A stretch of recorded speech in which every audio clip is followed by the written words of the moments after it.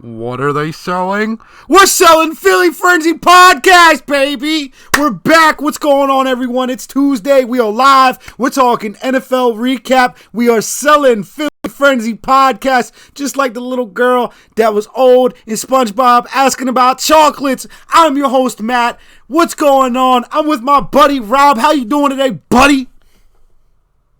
Fantastic, man. Beautiful day out today. Catching a nice 70-degree day up here in the Northeast in November. Always a good treat. So enjoying that. Always enjoy coming on to talk our favorite sport, NFL. I'm ready to dive into it. So let's get it going. All right, like we usually do, if you like what you hear, hit the like, the subscribe, put the notice on YouTube for us. If you got a Twitter, go ahead and check us out on Twitter, at White Daddy Shack. Rob's is at Rob Danka. If you got a Facebook, go ahead and type in the little search bar, Philly Frenzy Podcast. Hit the like button. Give us a nice little thumbs up. Now, also, follow us on Instagram, Philly Frenzy Podcast. Stuff coming soon on there. We're just getting the page going. So, without further ado, let's jump into the show today. Let's talk NFL recap. Before we get into power rankings, we'll save that last. Let's go over a wild weekend in our favorite sport, the NFL. Rob, what's one big thing that sticks out to you that was, I guess you could say, odd over the weekend? Because it was a very weird weekend. I believe I have the number right here. It was 5 underdogs won this weekend. And we're not talking like small underdogs. We're talking like should have gotten blown out the other direction underdogs. Came out with wins. Just goes to show the saying of any given Sunday really does hold true in the NFL. There's a lot of parity in the league always, and this is just, reinforcing that point that any team can beat anybody on any given Sunday. One team has a bad performance, one team has the best week of their year, and, a Jacksonville Jaguars team can upset a Buffalo team. Josh Allen got the best of Josh Allen. It must have been nice to do commentary on that game since you only had to say one name all day.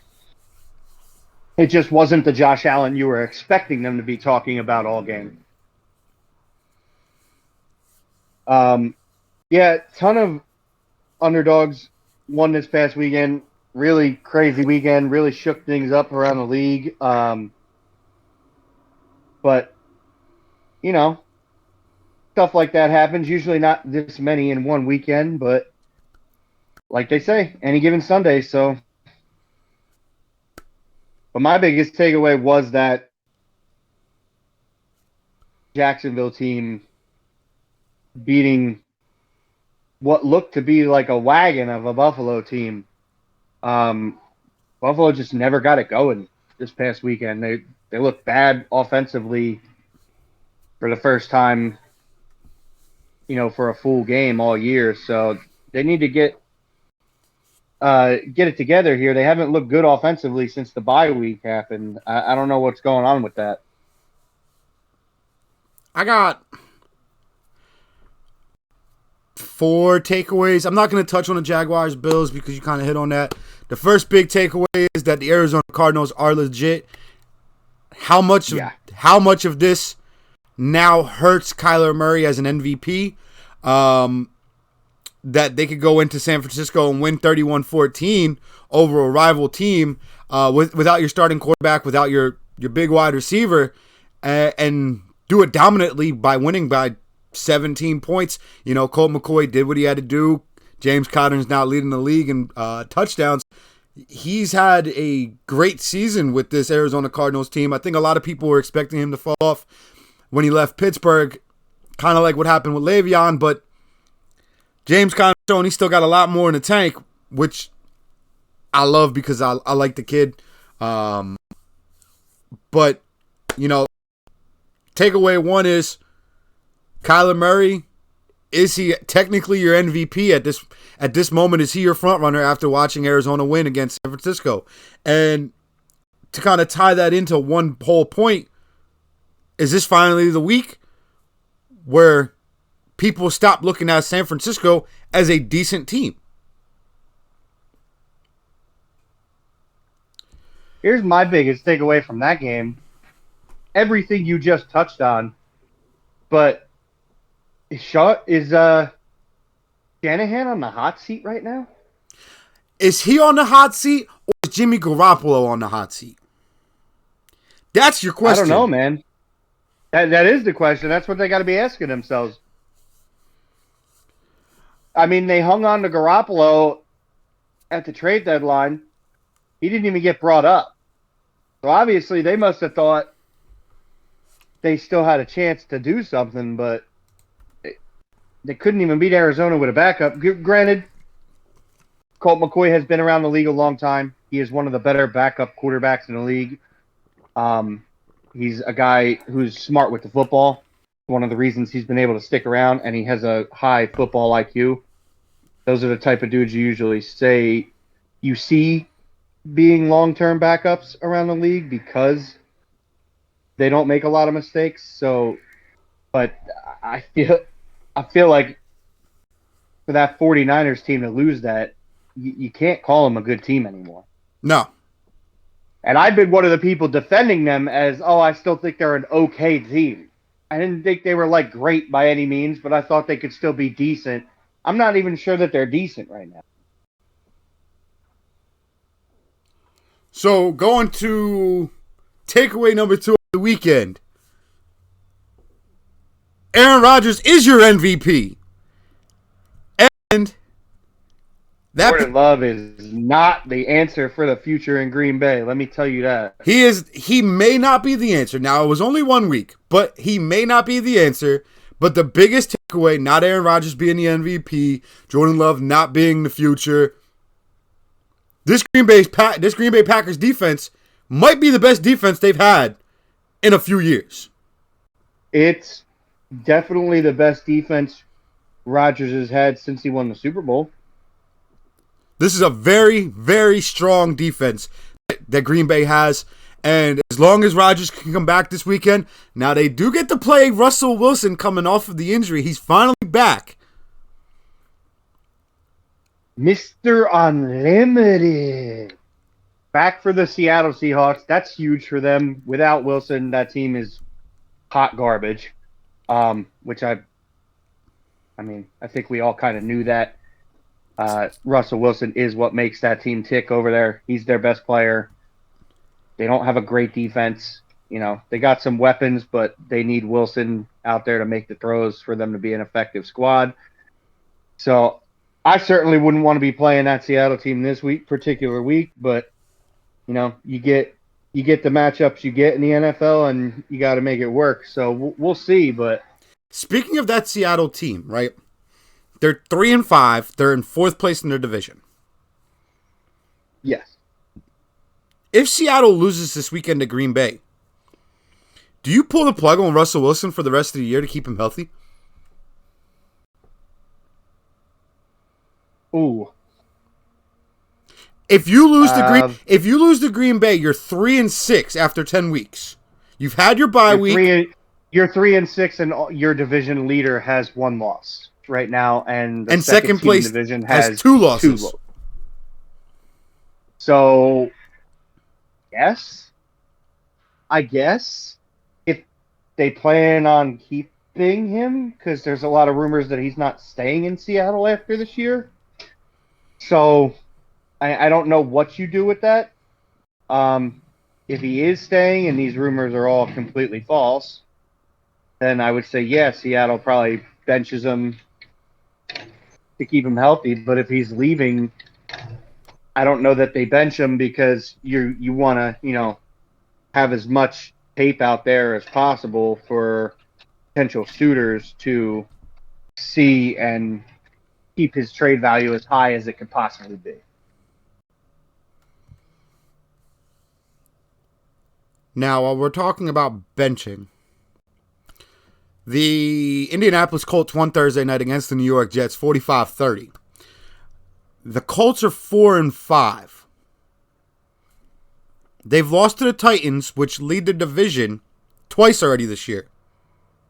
Yeah, they've lost both of their matchups against the Titans, which really does hurt their chances. With the idea of if you were the GM of the Indianapolis Colts, how much longer do you let Carson Wentz play before pulling him to not lose a first-round draft pick? And I know this is really fucking stupid for me to ask being an Eagles fan, but this is something I've been thinking about a lot recently. So, it's tough. Because if you look at the AFC right now, at 4-5, they're not out of the playoff picture. The 7 seed right now would be the New England Patriots, who are 5-4. So it's not like they're completely out of it. I think as long as they're in the hunt to make one of those possible wild card spots, I think they're going to let Carson Wentz play. But you also, they still do have plenty of time before they hit that benchmark of where he would need to be pulled to save the pick. I think they have to start looking at it harder the closer that gets. But right now, being that they, technically are still in not terrible shape to possibly make a run at the playoffs, I think they're going to, move all systems go for right now. At least I would be. Because I think if this Indianapolis team gets in the playoffs, they're good enough to possibly beat somebody in the playoffs. They're not. They've looked much improved since the opening of the season. All right. Now here's my follow-up question to this. If Indianapolis, Carson has to play pretty much all the way up to week 15, and then after week 15, it doesn't matter if he plays or not.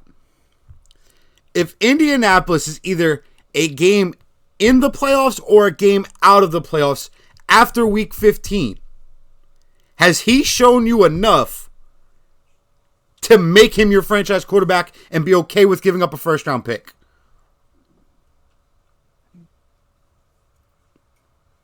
Yes. Okay. I think so. The team early in the year was really banged up too. People are kind of forgetting that, I think, a little bit. And since they've gotten healthier, that's when they've turned it on and have gotten these wins. I mean, yes, they lost the second meeting when they were healthy to Tennessee, but Tennessee is just a monster right now. So that I don't penalize them a lot for those losses to Tennessee with as good as Tennessee has looked. Losing one possession games to the Titans is, showing that the Colts could be a playoff caliber team. Like I said, right now they're on the outside looking in, but if they're close by the end of this year, I think you're going to see Carson Wentz play and they're going to lose the first round pick. If they legitimately have a shot, I think that they play him. If they're a game behind, but they're a game behind like 6 teams, and they would need like 5 people to lose and them to win, and it's like one of those crazy situations, I think they bench Carson Wentz and hold on to the first round pick just to try and get, another piece of talent on that team to put them over the hump. But if they have a legit shot at the playoffs, I think you see Carson Wentz play and they eat it. All right, so let's go away from the quarterbacks now that I've gotten my Russell Wilson and my Carson Wentz fix out of the way, former Eagles quarterback, possible new Eagles quarterback, and go to takeaway number 3 over the weekend. And to me, takeaway the third biggest takeaway is that this Tennessee Titans defense may be good enough to carry Ryan Tannehill until Derrick Henry gets back or until the playoffs.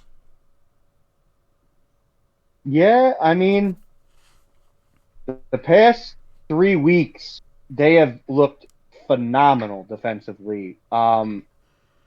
So I'd have to agree with you on that takeaway. That the Titans look like a complete football team. To go out and get that win without your star player, that was a statement game for them against one of the best teams in football this year, the Rams. They pushed the Rams around and they dominated the Rams.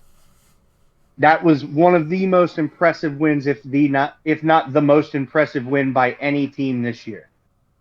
The only team that has, in my eyes, a more impressive win was Green Bay winning with their receivers out against Arizona.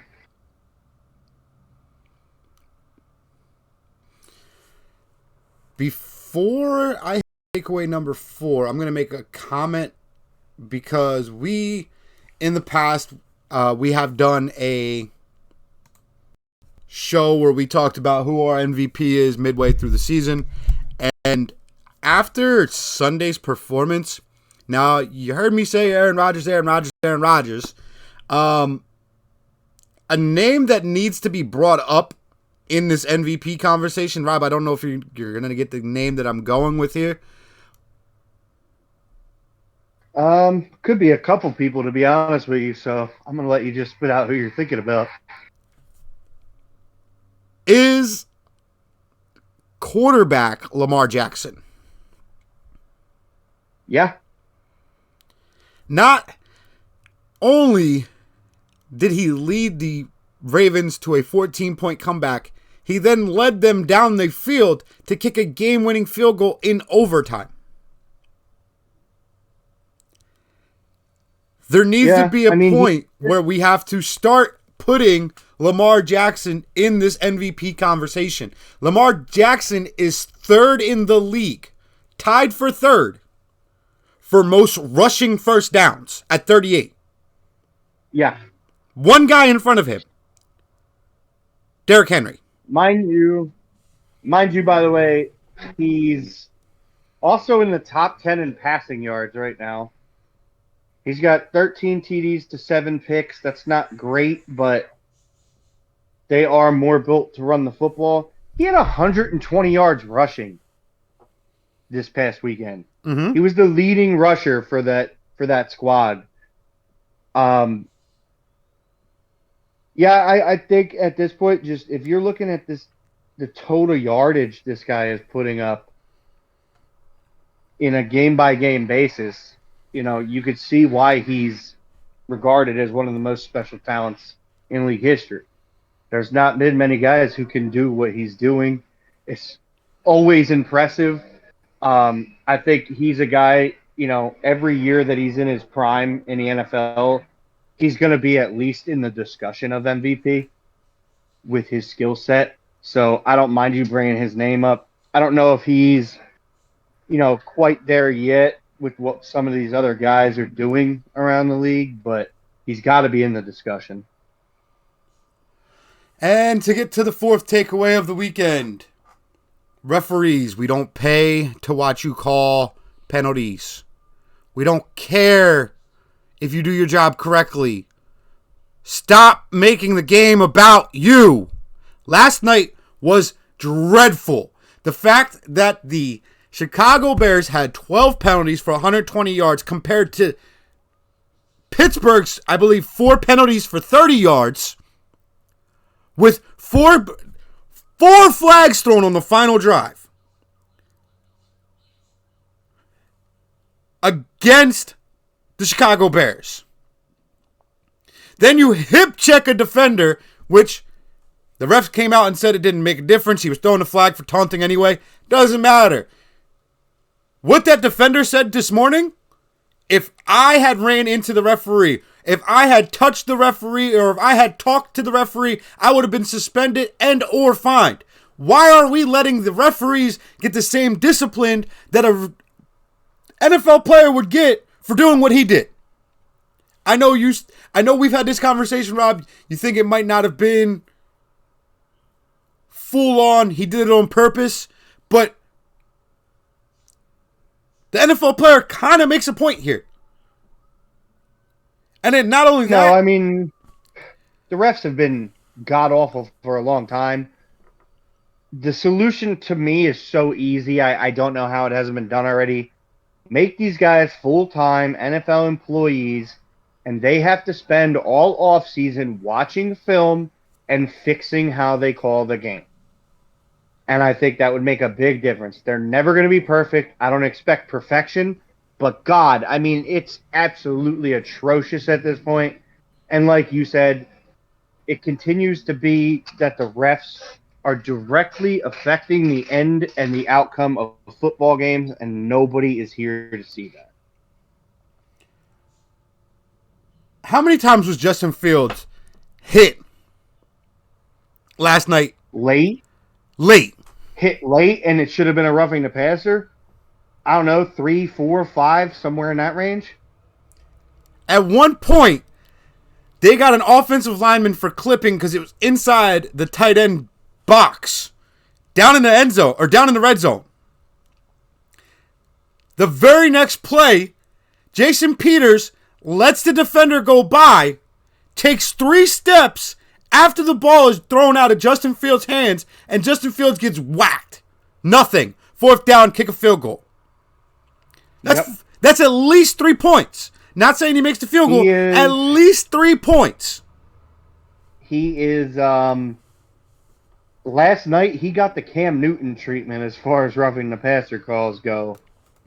Cam always used to complain about that, and if you had watched some of those games, Cam used to get cracked and not get called, where if it was any other quarterback, it would have been called.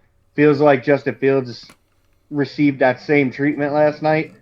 That was terrible. Like I said, the reffing as in a whole in that game was one of the worst reffing performances I've seen in a long time, and there have not been many good ones. So, to wrap up my 4th point, because it has to do with the Chicago game, Justin Fields may be a better quarterback than I expected him to be coming out of college. Now, he's looked rough this year. Nagy hasn't been the best play caller. His weapons haven't been the best. His offensive line has been terrible. But if you sit down and you rewatch the second half of the Chicago-Pittsburgh game, Justin Fields showed me that he is an NFL-ready quarterback. Yeah, I mean, I was a little bit higher on Fields than you after seeing him in the past few weeks.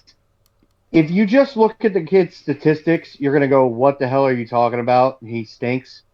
It's not statistics because, as Matt just stated, pretty much every piece of his offense has been terrible this year other than, David Montgomery, who's been out the past few weeks. So he doesn't have a ton to work with. But when you watch him on the field in games, he definitely looks better than his stats show. Only time will tell, but I do think he's looking pretty decent for what he has to work with in Chicago. I'll tell you this right now. I'll take Justin Fields over Jalen Hurts. Yeah, I probably would too. Justin Fields can throw a deep ball, so that sums doesn't up. Get to very often, but that sums up my biggest takeaways of the weekend. Rob, you have anything else you want to add on this weekend? No, I think we touched, on a lot of the big stuff coming out of this weekend. Like we said, crazy weekend with, the amount of upsets and stuff. There were some really good games on this weekend too, though. Like the Denver game. Go Broncos! Boo, Broncos, boo. But, that's the NFL. There's parity every week. We'll probably see a couple of weird games this weekend, too. You never know with the NFL. So I think that kind of recaps everything. And with that, we're going to move into the power rankings coming out of this weird NFL weekend. We've been doing them every week for the past few weeks, so we're staying consistent with that. We're going to move into it, and I think Matt should start off this week with his number 10 team in the NFL. Number 10, I'm going to jump right into it. I have the New England Patriots. This is the first time they've cracked my top 10. Rob, I know you were big on them last week. You moved them into your top 10. I now have them sitting at 10. They're on they are on a 4-game win streak. Granted, they haven't played the toughest schedule over these last 4 games, but they are on a 4-game win streak. And, my guy Mac Daddy Jones is getting the job done. The running backs are getting the job done. J.C. Jackson is one hell of a cornerback. He leads the league in interceptions since 2018. So I got New England squeaking in a 10. Now, before I let you take the mic, I did go back and forth about possibly putting our first team that has a losing record sitting at number 10 with the Indianapolis Colts, because they have been on a hot streak, and then I tweaked it a little bit, and I decided to stay with New England. Yeah, I thought about the Colts as well. They have been much improved, as I said earlier, when we were talking about, possibly benching Carson Wentz at some point this year. Thought about cracking them into my top 10, but I did move a new team into my top 10 this week. Which I don't think is going to be in your top 10, but I think they're a very different team when they're healthy, particularly at running back, and that is the Cleveland Browns, who absolutely dog-walked Cincinnati from start to finish of that game in Cincinnati. When they have Nick Chubb in the backfield, that offense is completely different. And I think that was highlighted this past week. And I think right now, with the healthy running back, they're the 10th best team in football. It's tough. And at 9, it's tough for I me. have New England. It's tough for me to even have a conversation about AFC North teams right now, because we watched Cincinnati blow out Baltimore. Then we watched Cincinnati lose to the Jets. And then we watched Cincinnati get blown out by Cleveland. And then we watched Cleveland lose a 5-point game to the Pittsburgh Steelers, who should have lost last night to the Bears. So the AFC North is all up in the air. When you get down towards this 10 spot, as of right now, we're not talking about super great teams. Completely agree. I don't think Cleveland is fantastic right now. I just think that they're a little bit more decent than a bunch of the other teams that are right around the same skill level as them. I think with a healthy Nick Chubb, they could use their physicality and their ability to just run the ball down your throat to control a lot of games and get a lot of wins against some of these other teams right now. So that's why they cracked my top 10. And the team you had at 10, the New England Patriots, I had at 10 last week, and I moved them up to number 9 this week. Like you said, they haven't played necessarily the strongest schedule, but they are getting it done. And it's not like they're, keeping these games close. They absolutely destroyed Carolina this last weekend. So I like what they're doing. They got Belichick. He's putting a good game plan together. He's not asking Mac Jones to do too much. He's, playing to the strengths of his football team, and it's got him a half game out of the AFC East division lead. They're 5-4. Buffalo's 5-3. So they're vying not only for a playoff spot, because they would be number 7 and squeak into the playoffs today if the season ended.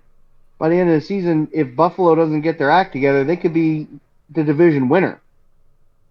And have a home playoff game. And nobody wants to go to Gillette and play. I don't care what team it is. You do not want to go to Gillette and play Bill Belichick in the playoffs. It's not something anybody would be looking forward to on their schedule. So I like New England at number 9. Who did you have here at number 9, Matt? At 9, I have a team that's probably going to fall out of my top 10 next week because they just got done playing the Eagles. And it seems like every team that goes and beats the Eagles, the next week they lose because they actually play a defense that doesn't allow them to throw for 80%. So at 9, I have the Los Angeles Chargers right now. It was a good bounce back game for the Chargers coming off of a loss to New England, who I have sitting at 10, who you have at 9. I thought they looked really well defensively. Offensively, you're going to look great against the Philadelphia Eagles. Jonathan Gannon doesn't know what he's doing.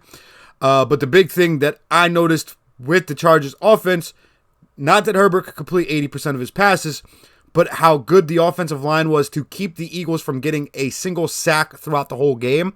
And if you could keep Justin Herbert upright all game long, you have a chance at winning games. So the way that the offensive line played, and with them being 5-3 tied for, the lead in the AFC West, I got to go ahead and give the Chargers the knock at 9. So the Chargers, my comment there is they're sitting on the outside of my top 10 looking in. The two teams I was between at 10 were Cleveland and the Chargers. So the way I looked at that is if they played today on a neutral site, who do I think would win? And I do believe it would be Cleveland because the Chargers' run defense is awful. And that might be in the league. Being a little too nice. They are abysmal. They cannot stop anybody from running the ball, and Cleveland's strength is running the ball. So I think if they played today, Cleveland would literally just pound the rock, eat clock, and Justin Herbert would almost turn into a non-factor because he wouldn't be on the field. And that's why I put Cleveland just above them. I do think the Chargers have some talent, but, man, they got to figure out some way to at least slow the run down a little bit. Yeah, well, you remember when they played earlier in the year, it was 103 to 102. So, yeah, you don't know how often you're going to get that kind of game out of both teams. Yeah, that's why I got them on the outside looking in right now. I think they got to get it together a little bit there defensively because, like I said, if you can consistently pound the rock on them, then Justin Herbert becomes less and less of a factor. The more time you could spend running the ball, the more time he has to sit on the sideline. So that's, I think, the formula to beat them, and I think New England and Cleveland could both do that. That's why I have them in over them.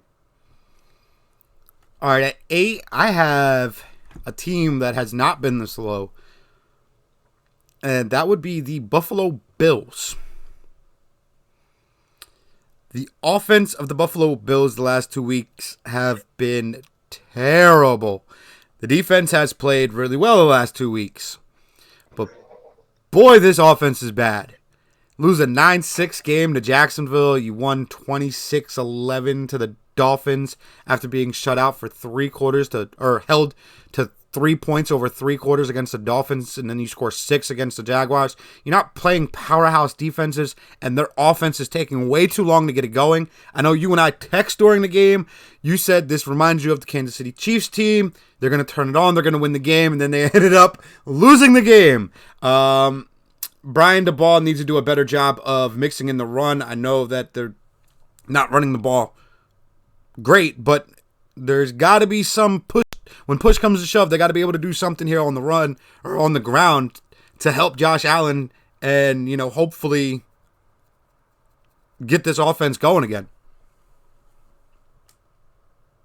So I also have the Buffalo Bills at 8 for many of the same reasons. It's definitely not their defense, which is kind of weird to say with the weapons they have on offense. They still have the second best points differential in the league, only second to Arizona. So I mean, they were blowing people out before the bye week. I mean, points were coming at a premium, and then they went on the bye week. And normally teams come out of the bye even stronger, and they've come out of the bye like they're still on vacation. Mm-hmm. I'm not sure what's going on. McDermott and DeBall need to get it together up there. I still think they're a good team. That's why they're still in the top 10. Like you said, they have not been this low for me. Last week was previously the lowest I had them, and last week I had them at 5. So, I mean, I dropped them all the way down 3 spots. I still think head-to-head, if it came down to it, They could beat a New England. They could beat a Cleveland. They could beat a Chargers team. I think part of what I'm seeing with this Buffalo team too is a tendency to play down to their competition instead of stepping on their competition's throats. So I'm interested to see what goes on with them. These next few games, I do, obviously looking to see that offense turn around. And maybe it happens this week. They're playing the Jets. So there's a chance that they could just, hang 40 on the Jets. Or do they put up 6 points again and get beat by the damn Jets? I mean, I got to see. Josh Allen still has like 2,200 yards and I think 17 touchdowns to 5 picks on the year. So still playing pretty well. Their problem has been, as you have alluded to for a few weeks now, a lack of a consistent run game, and I have agreed, but I thought that they would be able to overcome it, and these past few weeks, it's been a detriment to them. So I need to see them back. Hopefully they'll bounce back and play up to the talent that is on that roster, but right now I agree with you. They got to be down here at 8.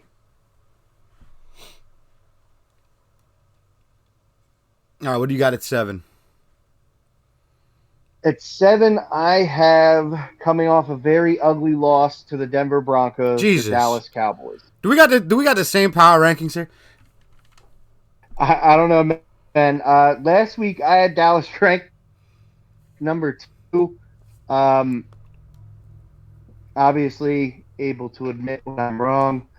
Definitely wrong. I do believe part of it was, Dak came back after sitting out, so it had been 2 weeks since he played. He looked, rusty at best. Put up a bunch of stats at the end of the game in garbage time. So I'm not really impressed with the stats that he did end up getting. But that Dallas team is going to live or die by Dak Prescott's play. So he's got to get it together this week and hope, they may be able to bounce back.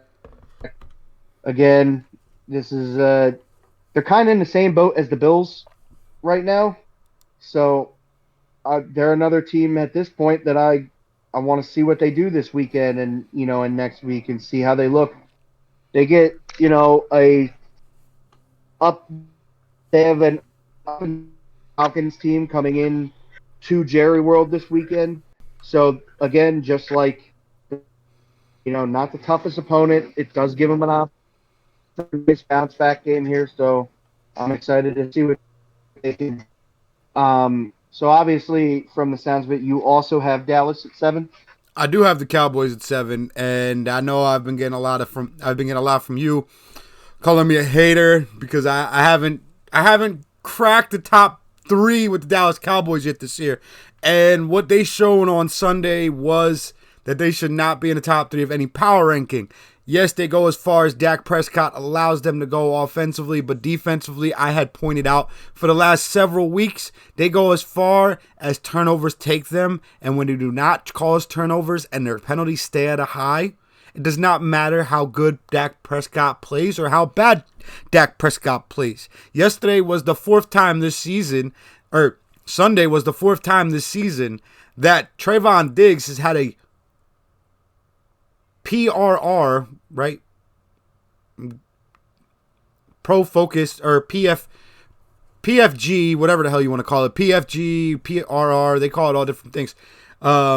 His Pro Focus rating for Sunday's game was under 40 for the 4th time this season. And he did not come away with a takeaway, and there was no turnovers by Denver, and they allowed Teddy Bridgewater to look like Teddy Bridgewater from Louisville. So I am not sold at all on this Dallas team. I know a lot of people are saying, it's one game. They're a Super Bowl talented team. Yeah, they are talented. But Mike McCarthy and the Dallas Cowboys, a.k.a. Jerry Jones, will not win another playoff game because they just don't know how to do it. And they seem to always shoot themselves in the foot.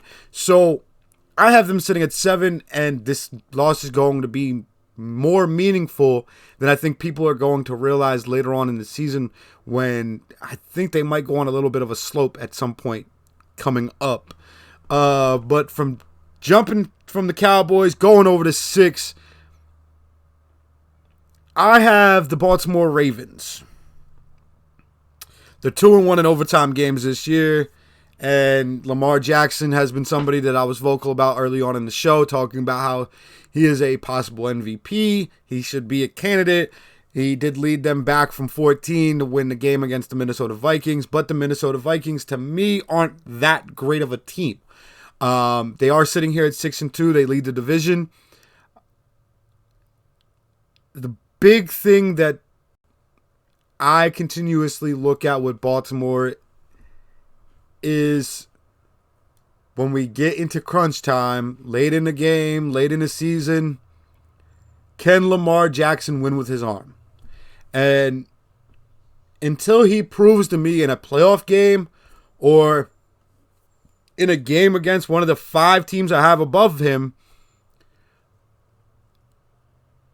he can make a run with his arm to win a game,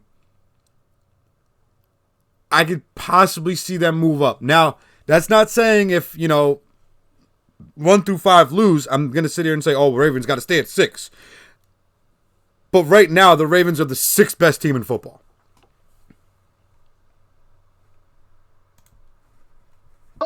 Great minds think alike, bud, because I also have Baltimore at 6. They're definitely improving, looking a little bit better as some of these other teams that were in front of them start to have some bad games as well. They were at 8th in my power ranking last week, so I bumped them up 2 spots. Lamar, I have the same concerns as you. I need to see him do more in the playoffs. He scares me in the playoffs a little bit. I also would like to see... I just don't know who the consistent second best weapon on that team is after Lamar. In streaks it looks like Hollywood Brown, in streaks it looks like Mark Andrews, and then they both have streaks where they completely disappear. So I don't know, who is his go-to guy. It seems like the go-to guy is just Lamar. And I want to see one of them guys step up and be just a little bit more consistent this year. Before I crack them into the top 5. And speaking of starting the top 5, I'm going to start it off. Number 5, I have the Tampa Bay Buccaneers. For the obvious reasons, the team has been good. Tom Brady looks ridiculous. I don't even know how he's doing it at his age. They're still a little bit banged up, so I'm apropos to move them ahead of the 4 teams that I have in front of them right now because of health issues, especially in their secondary. I think makes them more vulnerable to the teams that I have in front of them in the top 4. So that's why I'm putting them at 5, but that is up a spot from last week, so they're cracked back into my top 5. So with that, Matt, who do you have sitting at 5 on your chart? Well, if you couldn't tell, I'm a big Psy. I got Tampa Bay Buccaneers, so it looks like we did a little bit of a group project here. Tampa had the bye week. I had them slotted all the way down to 6 before the bye week last week. I'm not expecting them to jump up unless all 5 teams in front lost. Which only one of them did. Technically 2. But pretty much the big concern, like you have said, is the defense and how is that secondary going to continuously hold up when they have injuries to that secondary, and you don't know exactly what you're getting. Now, this is going to sound odd, but I don't know exactly what you're getting each week offensively with this Tampa Bay Buccaneers team because of the injuries. One week it's Gronkowski, the next week it's Antonio Brown. Now it's back to Gronkowski, and Antonio Brown. There's been reports about Evans being hurt. You know, a week from now, this could be a Tampa Bay team that runs the ball 40 times. So, you know, that's a big concern to me. It's the injuries. It's not so much the play of the team, which have them slided at 5. I'm going to keep them at 5 for now. Jumping from Tampa, going into 4. Hoping we have a different 4 here. I have the Los Angeles Rams coming off of a ugly loss to Tennessee on Sunday night. Stafford did not look good. The defense did not look good. Stafford ended up throwing 2 picks, one of them being a pick 6, the other one being inside the 10-yard line. You know, Tennessee really got to the quarterback Sunday night. Stafford played terrible when the blitz came, and when he was under pressure, he didn't look like Matt Stafford early on in the year. You know, the big thing with this Rams team is kind of like the Bills team, where we're not getting the same kind of, we're getting a little bit more of a run factor from the Rams than we do from the Bills. But the run factor hasn't been as good as a lot of people thought it was going to be with Henderson and Sony Michel. And eventually I feel like teams are going to start realizing that, and they're going to start playing more zone, and they're going to stop putting 6-7 in the box. And when that happens, you know, we saw it when he was with Detroit. Stafford, he is a very talented quarterback, but one thing I've always said about Stafford is he does not understand how to read defenses at the highest levels. So when you start adding in some zones, and you know, you throw a blitz in there and you're running man and you start disguising certain things, you could easily stop Stafford from beating you. And with the way that the run game's been with the Rams, you know, that might be all you need to elevate yourself over them and get the win.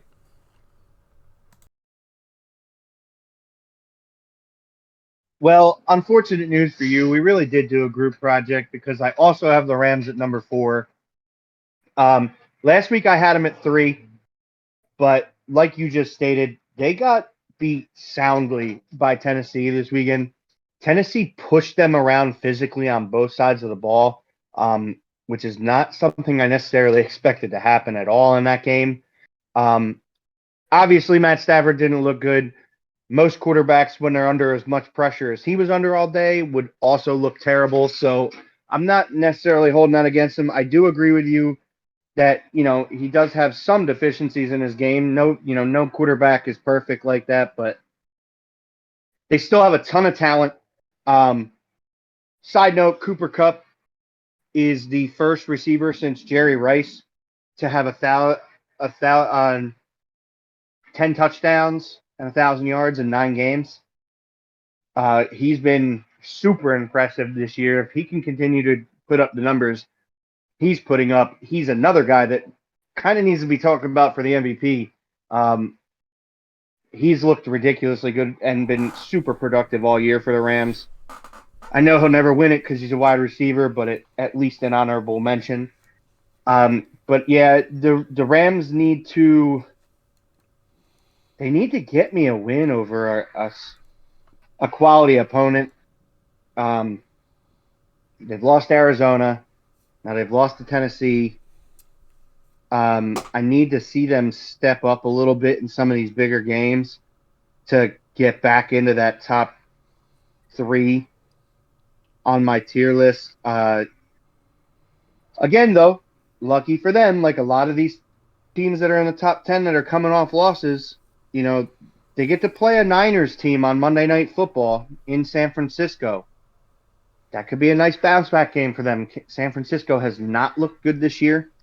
So maybe, you know, they can get some stuff together against this Niners team, pick up a win and bounce back this weekend. But I have them at 4 as well, and I flip-flopped them with my number 4 from last week, which was the Arizona Cardinals. The Cardinals have the best points differential in football. They have moved in front of the Bills in that category. They got an impressive win with their backup quarterback, like we talked about earlier. And the team is loaded with a good amount of talent. I do think we've seen the J.J. Watt injury caused a little bit more of an impact to their defense than people probably would have thought because he hasn't had flashy numbers, but he has been a solid contributor on that defensive line, and I think he added an element of physicality up front to them in the run game that they have lacked a little bit since he got hurt. So that's the only reason that they are not one of my top two teams right now. But what are your thoughts? Who is your number 3 team right now, Matt? Can you guess my number 3 team?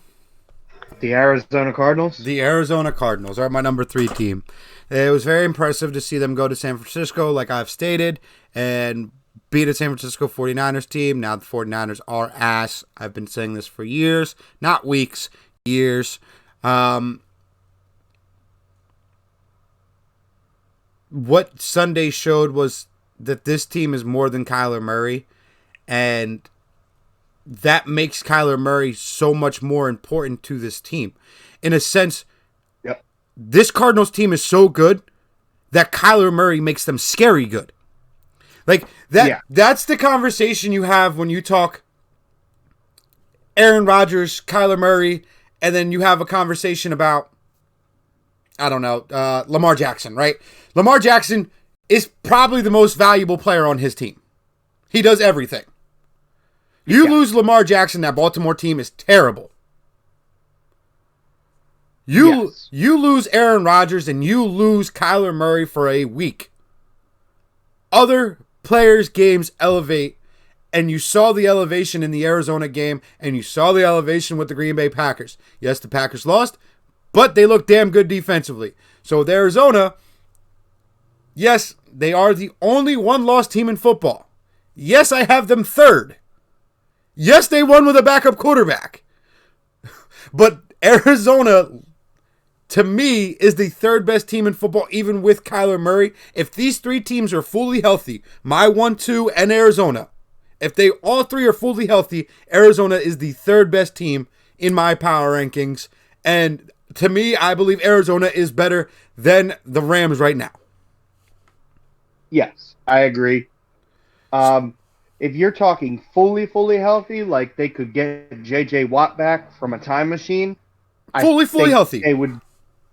I think they probably would be 1 or 2 for me. But knowing that you're not getting J.J. Watt back, you are losing that physicality up front a little bit. I do think they're just below the top 2 teams. Which at number 2, who do you have, Matt? I'm hoping we flip-flopped here because 1 and 2 here are a coin toss. It's either heads or tails. You know, at 2, I have the Green Bay Packers. Yes. All right, we got different teams finally. All right, so at 2, we did not copy each other. All right, at we 2, swear. At 2, I have the Green Bay Packers. You know, they are coming off of a loss to the Kansas City Chiefs.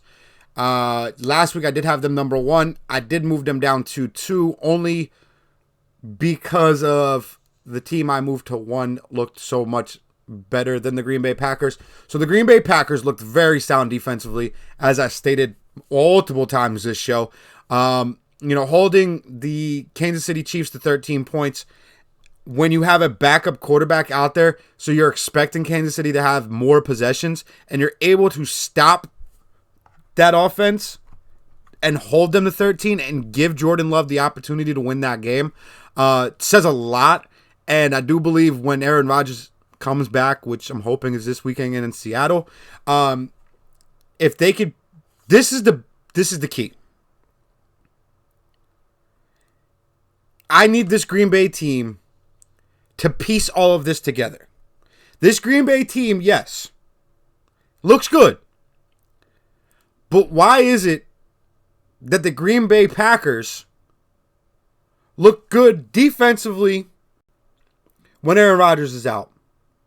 They look good running the ball offensively when they're missing 3 running backs. And their defense played a hell of a game. But when everybody's healthy and when everybody's in the locker room, they lose a game 38-3. They lose. What was the other game they lost? the game they just lost. And, they've had a few games this year where it's gone back and forth. One game that sticks right out to me is the Cincinnati game. That game went back and forth for 8 minutes in overtime. It's just, this Packers team hasn't shown me that they could do it consistently. And it's bad when they can't do it consistently when everybody's healthy or when everybody's eligible to play. That's why I have them at 2.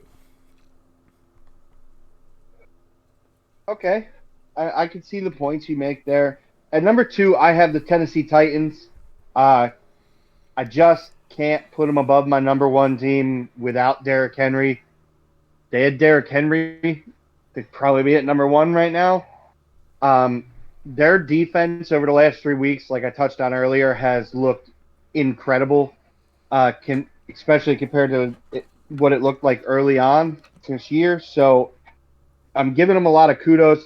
They are my number 1 mover of the week. If you recall, because of the Derrick Henry injury, I rated them number 9 last week, and I said that they could skyrocket up if they showed me something without Derrick Henry. And they showed me a lot without Derrick Henry. So I'm giving them their credit now. They are the number 2 team in football.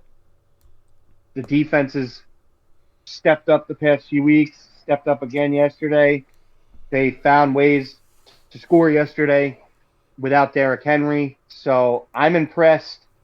I just think that there's one team that they couldn't beat head-to-head right now. And for me, that's the Green Bay Packers, who you had at number 2.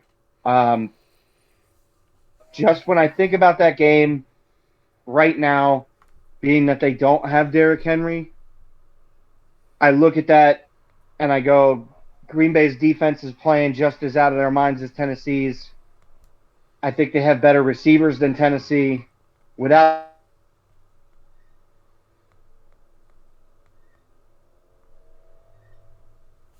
Oh no, did we lose Rob here?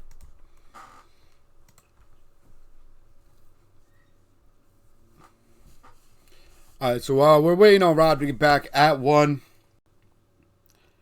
I have the Tennessee Titans, if you weren't able to tell. I am very high on this Tennessee Titans team. They played ridiculously well against the Los Angeles Rams. They've played well almost all season. They looked good in crunch time against the Indianapolis Colts. Theoretically, you've been playing without Derrick Henry for 2 games now, as that injury happened in the first quarter of the Colts game, and he ended up playing the whole game, and he did not look like Derrick Henry by any standards. So you're 2-0 in a sense without Derrick Henry. The defense has stepped up. Tannehill, turns into the game manager, and he has to stay the game manager and continue to allow the defense to win these football games. And he can't step out of his comfort zone and try to be Aaron Rodgers or Patty Mahomes or Tom Brady. We don't need Ryan Tannehill throwing the ball 400 times or for 400 yards a game. We just need Ryan Tannehill to game manage, and that's what he did Sunday night against the Rams. If he can continue to do that and the defense continues to play the way that they've played the last few weeks, this Tennessee team could be the team in the AFC for the Super Bowl. So that wraps up our power rankings. Rob has Tennessee at 2. I have Tennessee 1. I have Green Bay 2. Rob has Green Bay 1. We both have Arizona 3. So that rounds out our top 3. I do want to do something. I think we both believe that if the season ended today, the 2 teams you would see in the Super Bowl are Green Bay and Tennessee. Yes. I think that's kind of the message you should get here. We happen to rank 4 through, I think, 8 the same. But to be honest with you, all of those teams are pretty dang close to each other right now. They all got some issues, whether it be injuries or whatever that they're dealing with, that kind of is keeping them middle of the pack right now. So that's the power rankings we have for Week 10. I want to do something different before we let you guys go. We are pretty much past the midway point of the season. We're right at the midway point, right? So give me hold on. I want to make sure I word this correctly. We'll go back and forth. We'll both get one. Give me your wildest prediction for anything in the second half to happen here, Rob. Wildest prediction. Wow.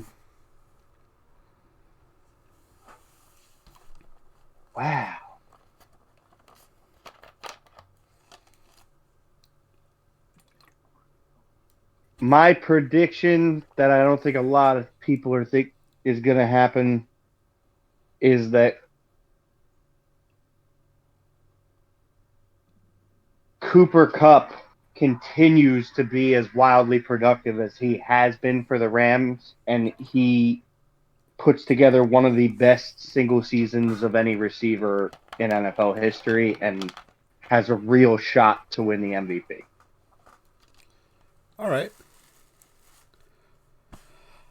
Before I give my wild prediction, real quick, Bleacher Report, Aaron Rodgers might not play on Sunday. There is a small possibility he will not play this weekend against the Seattle Seahawks.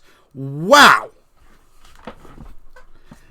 Yeah, that's real bad news for Packers fans out there and the Packers organization. If he can't get on the field this weekend, that hurts.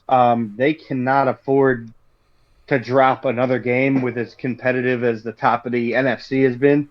If they're hoping to compete for the 1 seed in the NFC, like I think they are, they absolutely cannot afford to drop a third game. All right, to my wildest prediction. Wildest prediction, I will go with the New England Patriots will win the AFC East. I was thinking about doing that as mine too. I wouldn't be surprised. If Buffalo can't get it together, this New England team, that's the biggest difference right now. New England looks consistent. They may not be consistently great, but they're consistently very good. And consistently very good is going to be better than the roller coaster that Buffalo's been over the past couple of weeks. Buffalo's really got to get it together. All right, this is my last question. It's not going to be a brain buster here. Do the Detroit Lions win a game this year? Ooh, that is a brain buster question. Do the Detroit Lions? The Detroit Lions. You're asking me to predict the unpredictable. All right, I'll give you a better question. So, not will Detroit win a game? There's been weeks this year I thought that the Detroit Lions didn't look bad. Then they look terrible some weeks. All right, so we're not going to do will Detroit win a game. Will Jared Goff be back in Detroit next year? Oh man. What is the easier question? What is the easier question there? Probably will Jared Goff be back, because I think, one, you're not going to move off him after one season, and two, they owe him too much money to move off him after one season. But I think I could answer if they'll win a game as well, to be and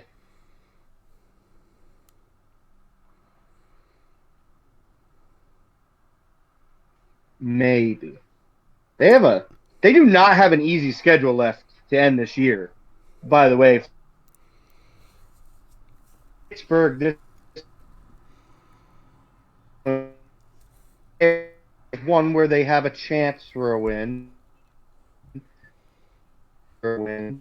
They travel to Denver, which is a tough game in Mile High, to Atlanta, to Seattle, and host the Packers at home. So do you think they're going to get a win? No.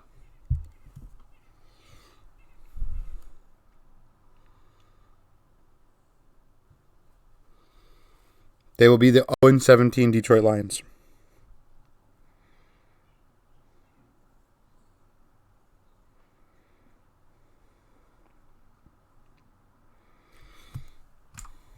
But that was my last question. We did our power rankings. We did our weekend recap. I don't think we're missing anything. Rob, are we missing anything for this week? Oh, yeah. Thursday, we'll be back. We'll be doing NFL bets on Thursday. We'll recap how our records look after the last weekend. But Thursday, we will be coming to you guys with our weekend parlay. Just giving you what we think number-wise for each team. But besides that, Rob, you have anything else? Now that wraps it up for NFL recap and power rankings today. And like Matt just said, tune in Thursday. We'll go over to this weekend's matchups and the betting lines like we have for the past few weeks. But other than that, wraps it up for today. And real quick, before I let you guys go, Darren Williams, NBA All-Star, will be fighting running back Frank Gore December 28th. 4-round boxing match. Oh, dear God. But with that, we'll talk to you guys on Thursday. Philly Frenzy out.